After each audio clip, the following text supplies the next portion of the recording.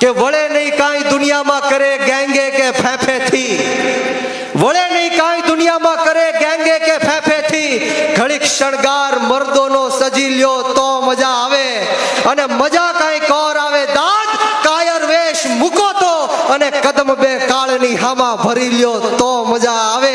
આ ક્રાંતિકારીઓએ આ કાળ જેવી ભાજપની સામે બે કદમ માંડી દીધા, એટલા માટે આ લોકોને જેલવાસ ભોગવવો પડ્યો. પરંતુ આ આમ આદમી પાર્ટીના કાર્યકર્તાઓ છે, મરદના ફાડિયા છે, આ નમાલી ભારતીય જનતા પાર્ટીથી ડરી જાય એવા ક્રાંતિકારીઓ નથી. આ અરવિંદ કેજરીવાલ સાહેબના સૈનિકો છે. આ ઈશુદાનભાઈ ગઢવી હોય, ગોપાલભાઈ ઇટાલિયા હોય, મનોજભાઈ સોરઠિયાના સૈનિકો છે.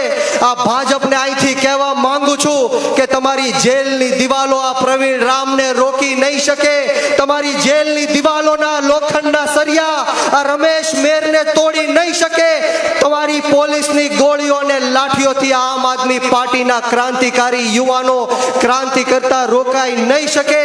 આ આમ આદમી પાર્ટી આંદોલનની કોખમાંથી જન્મેલી પાર્ટી છે. આ ગરમ તપતી ભઠ્ઠીમાંથી નીકળેલા લોકો છે. અમારી સામે તમે લડીશું, અમે કદાચ હારીશું, ફરીવાર ઊભા થાશું અને તમને છઠ્ઠીનું ધાવણ યાદ દેવડાવી દેશું. આ આમ આદમી પાર્ટી છે મિત્રો.